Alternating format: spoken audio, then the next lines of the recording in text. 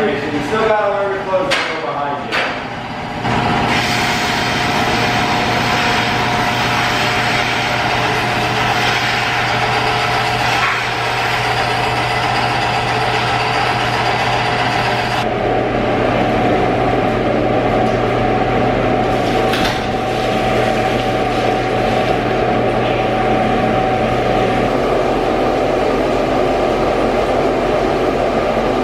This is our processing room, pasteurizer, sinks.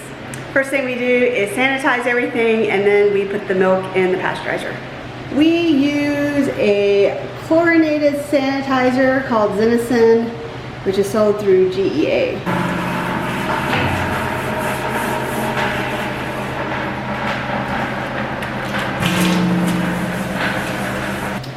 Here is our pasteurizer. I just put the milk in.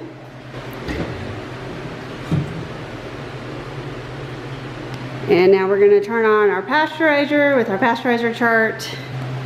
Pasteurizer is on. It's showing the milk is currently 51 degrees. Airspace is 74. I actually have to hit this button. And we are pasteurizing, we set it for 145.5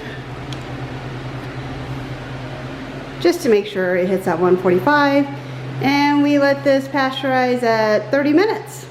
Then we'll start running cold water through the external water jacket until we get down to the temperature we're going to add our culture for the feta.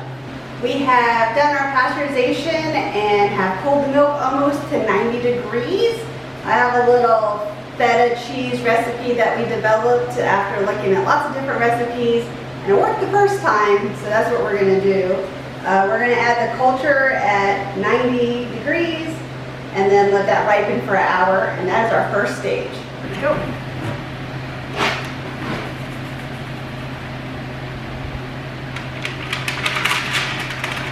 We let it hydrate for 3 minutes, and then we're going to stir it in to make sure it's stirred in well, and then we let it sit.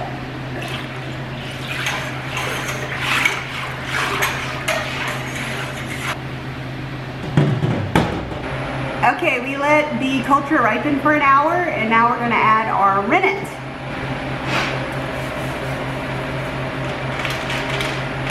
Just give that a nice little stir.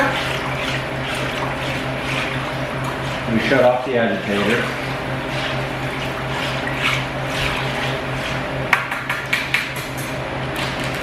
And now we set this up for another hour just to sit. It's been another hour. We're going to check and see if we have a clean break on the cut of the curd here. Just cut down here. Yeah, I think that's a pretty clean break, huh? I think so. All right. So we're pretty happy with that. We're going to do 3/4 inch.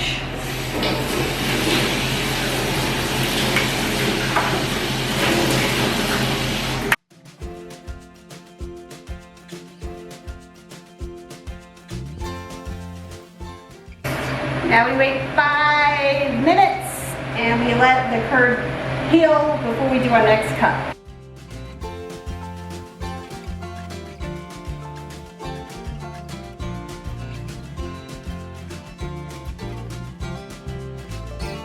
Give it a few more minutes and then we'll do our horizontal cuts.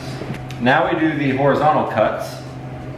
We don't have a curd harp or curd knife yet that will do that for us, so we'll use our regular curd knife. What we'll do is we'll go in at a 45-degree angle and cut across from both directions.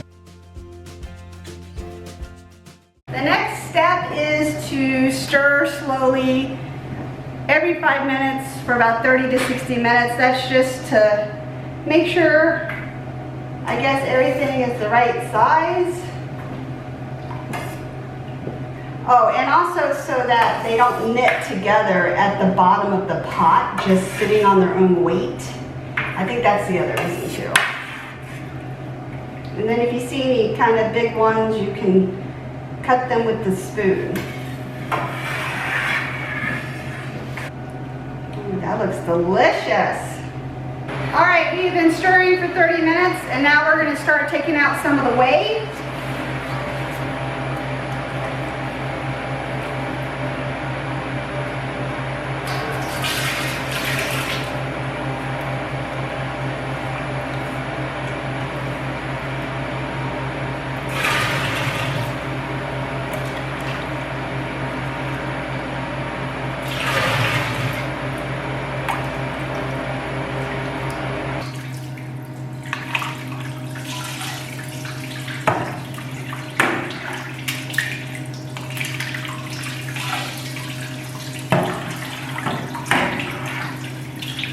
Try 5? That's 4. Alright, now let me get some of the way out. Okay.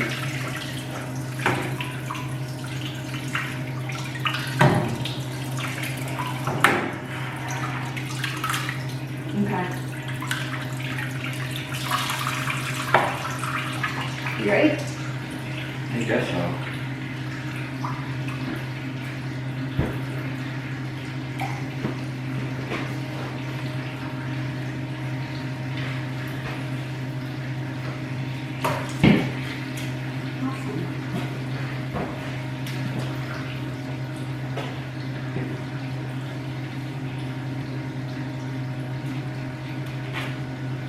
Ready?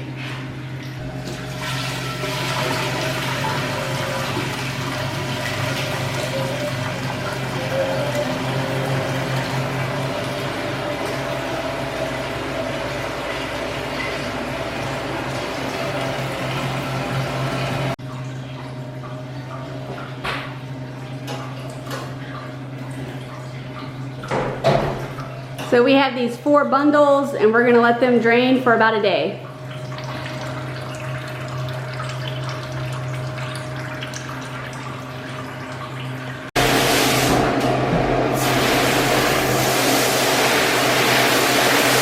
Welcome back to the dairy. It's been about 24 hours since we made our feta cheese. We hung it in the cheesecloth and now we're gonna take it down, we're gonna cut it, and then we're gonna let it air dry for 24 hours before putting it in the brine.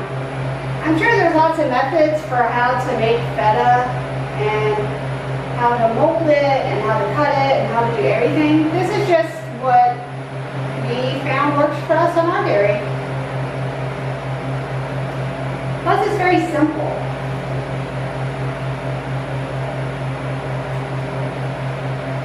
I've been weighing every, what would you call this? Sack of cheese? I've been weighing every sack of cheese, and this one is 3 pounds, 5.9 ounces. And then we'll be able to know how much cheese we got from that 12.5 gallons of milk.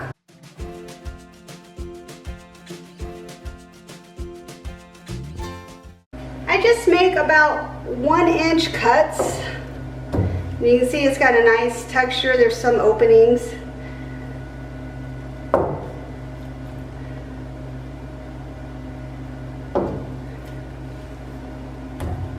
Then I take my slabs, and I've already prepared this area. I just kind of work it in, you know. This is what Tetra's prepared me for. And I keep going until I get it full. After I have sliced the cheese and have it here, I sprinkle it with salt and let it sit for 12 hours. Then I flip it, sprinkle it again, let it sit for another 12 hours, and then it goes in the brine for 2 weeks.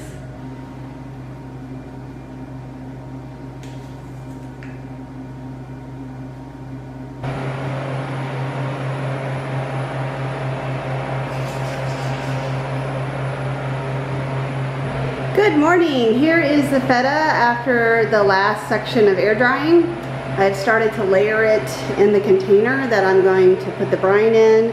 I put some parchment paper in between, and then I'll put the brine in.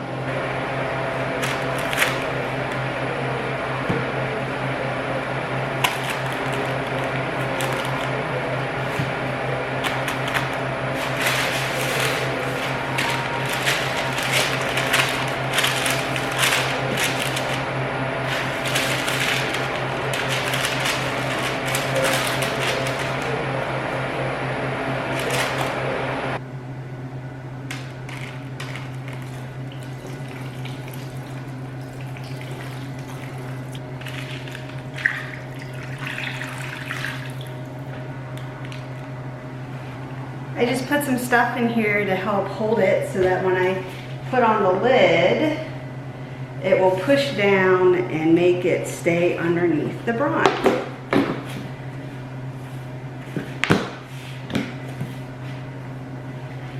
I just want to make sure it stays underneath. So I'll put this on just to make it push down a little bit more.